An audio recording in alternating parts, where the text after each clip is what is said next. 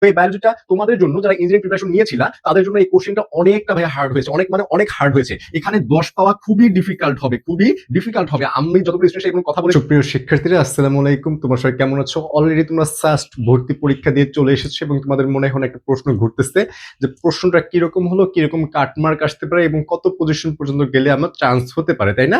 এই কয়েকটা প্রশ্ন তোমার মনে খুব ঘুরপাক খাচ্ছে যে প্রশ্ন অ্যানালাইসিস মানে প্রশ্নটা কিরকম হয়েছে এবং কাটমার্ক কত, এবং লাস্ট যেটা হচ্ছে সেটা হচ্ছে ভাইয়া পজিশনটা কত পর্যন্ত যেতে পারে। যেহেতু সাস্ট আমাদের বিগত বছরের আগেও কিন্তু আলাদা গুচ্ছের মধ্যে পরীক্ষা হতো, কিন্তু যেহেতু বেরিয়ে গিয়েছে সেহেতু তারা আলাদাভাবে প্রশ্ন করে এবং তাদের প্রশ্নের যে প্যাটার্ন কিন্তু অন্যান্য ভার্সিটির সাথে সাধারণত মেলে না, মানে একটু আলাদা টপিক ভিত্তিক প্রশ্ন হয়। এখন যে আমরা দেখি এখানে আর্কিটেকচার বাদে মেবি 955টা সিট রয়েছে, 955 কি 945 এরকম সিট রয়েছে। এবং তোমাদের জিপি ব্যাপারটা যদি একটু দেখো যে এখানে এসএসসি 10 থাকবে, অর্থাৎ এসএসসি গুণন 2 এবং এইচএসসি গুণন 2, এই হচ্ছে টোটাল 20 মার্কস। এখন দেখো জিপি এর কথা আমরা বলবো না, কারণ জিপি অনেকের কিছুটা কম রয়েছে, হয়তো বা কেউ 18, 19, 16, 17 এরকম ভাবে পাবা। তো জিপির হিসাব বাদ আমরা জাস্ট পরীক্ষার হিসাবটা করবো। তো দেখো এখানে তোমাদের যে ফিজিক্স কোশ্চেনটা হয়েছে, আমি যদি বলি যে ফিজিক্স, কেমিস্ট্রি, ম্যাথ এবং বায়োলজির মধ্যে কোন প্রশ্নটা এখানে ইজি হয়েছে, তাহলে বলা যায় যে ফিজিক্সটা তুলনামূলকভাবে এখানে ইজি হয়েছে। তবে তুমি এটাকে ইজি বলতে পারবে না, এটাকে স্ট্যান্ডার্ড বলতে হবে। কি বলতে হবে? স্ট্যান্ডার্ড বলতে হবে।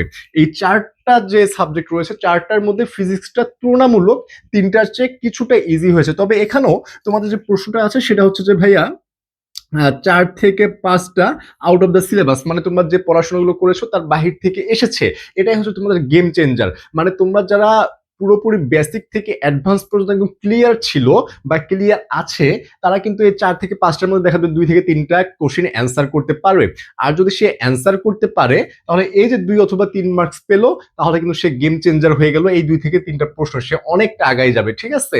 যার কারণে আমি বলবো যে ফিজিক্স থেকে এখানে তোমাদেরকে মিনিমাম ধরো 12 অথবা 13 পাওয়া উচিত। যদি সিলি মিস্টেকগুলো না করো, 12 অথবা 13 পাওয়া যেতে পারে যদি তোমাদের মিস্টেক না হয়ে থাকে। এখন দেখো কেমিস্ট্রির কথাটা বলি। কেমিস্ট্রি তোমাদের যেরকম প্রশ্ন হয়েছে এটা তুমি স্ট্যান্ডার্ড বলতে পারো। এই কেমিস্ট্রির মধ্যে যারা, কেমিস্ট্রি তো শর্ট আর ফুল নাই, কারণ তোমাদের এখানে সবগুলোই পড়তে হয়। তো কেমিস্ট্রির মধ্যে তোমার যদি মিস্টেক না করে থাকো, এখানে 10 অথবা 11 পাওয়া হয়তো বা পসিবল। তোমরা যারা পরীক্ষা দিয়েছো তোমাদের কাছে তো পরীক্ষার হলে প্রশ্ন অনেকটা কঠিন মনে হয়, তাই না? তবুও তোমাদের এখানে 10 অথবা 11 পাওয়াটা হয়তো বা পসিবল। এখন দেখো ম্যাথের কথাটা যদি বলি, তোমাদের ক্যালকুলেটর ট্রিক্স আছে, সেখানে তোমাদের 4 থেকে 5টা প্রশ্ন ছিল যে ক্যালকুলেটর ইউজ করে তোমরা এগুলো একদম অ্যান্সার বের করতে পারবা, যাদের একদম বেসিক ক্লিয়ার ছিল। এবং তোমরা এটা একদম স্ট্যান্ডার্ড মানের কোশ্চেন হয়েছে, মানে ইজি কোশ্চেন হয় না, কিন্তু স্ট্যান্ডার্ড মানের। তোমরা এখানে হয়তো বা 12টা এখানে পাওয়া যেতে পারে, 12টা কোশ্চেন এখানে পাওয়া যেতে পারে। তোমরা যেগুলো ম্যাথ করেছো, যারা একদম ভালোভাবে পড়াশোনা করেছো, তারা কিন্তু এখানে 11 থেকে 12টা পারবে। এবং বায়োলজির কথাটা যদি বলি, এটা নিয়ে তোমাদের অনেকের মনে ক্ষোভ আছে যে এটা আসলে কি কোশ্চেন করলো। যারা ইঞ্জিনিয়ারিং, যেহেতু সাস্টটা আমাদের ইঞ্জিনিয়ারিং এর ক্ষেত্রে ধরা হয়, তো এটা আসলে হয়ে গেছে মনে হয় যে মেডিকেলের কোশ্চেন, ঠিক আছে?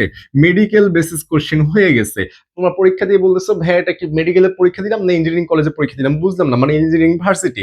তো এই বায়োলজিটা তোমাদের জন্য যারা ইঞ্জিনিয়ারিং প্রিপারেশন নিয়েছিল তাদের জন্য এই কোশ্চেনটা অনেকটা ভাইয়া হার্ড হয়েছে, অনেক মানে অনেক হার্ড হয়েছে। এখানে 10 পাওয়া খুবই ডিফিকাল্ট হবে, খুবই ডিফিকাল্ট হবে। আমি যতগুলো স্টুডেন্টের সাথে কথা বলেছি এবং আমাদের যে বায়োলজি টিচার রয়েছে তিনিও বলতেছেন যে এখানে 10 পাওয়া খুবই টাফ হবে যারা ইঞ্জিনিয়ারিং প্রিপারেশন নিয়েছে। তো এখানে আমরা ধরে নিতে পারি এখানে 7 অথবা 8, 7 অথবা 8 হয়তো বা তোমরা পাবা যারা ভালো মতো পড়াশোনা করেছো।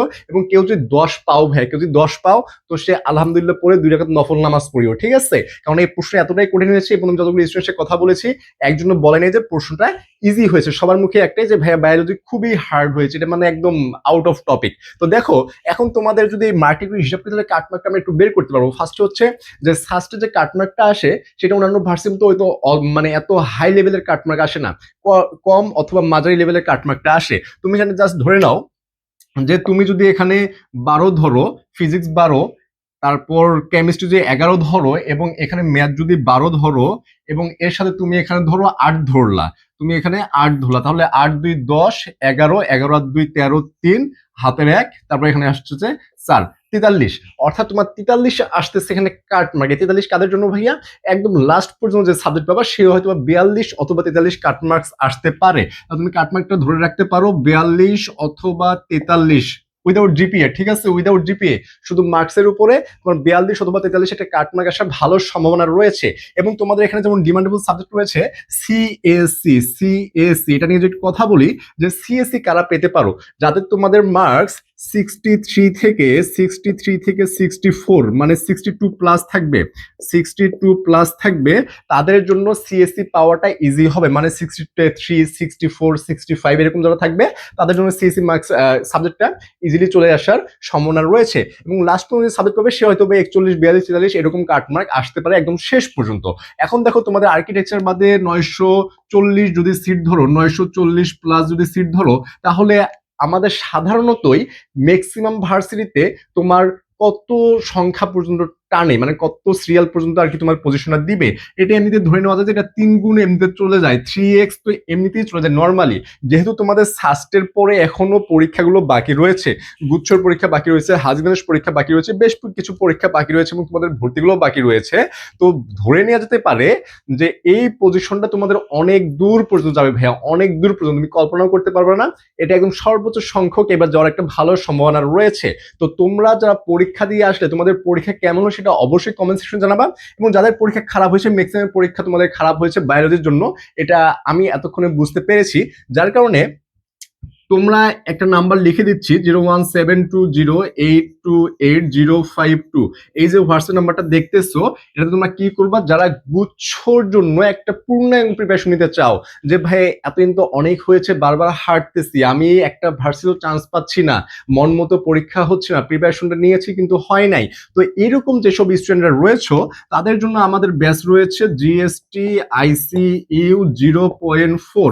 তোমাদের একদম টপিক ধরে ধরে ফার্স্ট থেকে একদম লাস্ট পর্যন্ত পড়ানো হবে ভাইয়া, একদম A to Z পড়ানো হবে, যাতে তুমি নিজেকে কনফিডেন্টের সাথে পরীক্ষা হলে নিয়ে যেতে পারো এবং একটা ভালো প্রিপারেশন নিয়ে একটা পরীক্ষা দিয়ে আসতে পারো, যার যাই হোক মনে একটা শান্তি থাকবে যে ভাইয়া আমি পরিশ্রম করেছি, পড়াশোনা করেছি, পরীক্ষা আল্লাহর রহমতে যা হয়েছে ভালো হয়েছে, এরকম যাতে একটা কনফিডেন্ট আসে।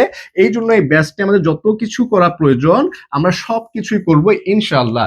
আর যাই হোক তোমাদের অপকার হবে না, নিশ্চয়ই উপকার হবে, যার কারণে তোমরা এই যে নাম্বারটা দেখতেছো 01720828052, এই নাম্বারে তোমরা নক করে এডমিনের সাথে কথা বলে অথবা ডিরেক্ট কল করে অথবা তোমরা হোয়াটসঅ্যাপে নক করতে পারো, বিস্তারিত জেনে তোমরা কিন্তু ভর্তি হয়ে যেতে পারো। খুবই স্বল্প মূল্যে তোমাদের ডিসকাউন্ট অফারে ভর্তি চলতেছে, যার কারণে তাড়াতাড়ি নক করে তোমরা বিস্তারিত জেনে নিতে পারো এবং কার পরীক্ষা কেমন দিয়েছো সেটা অবশ্যই কমেন্ট সেকশনে জানিয়ে দিবে।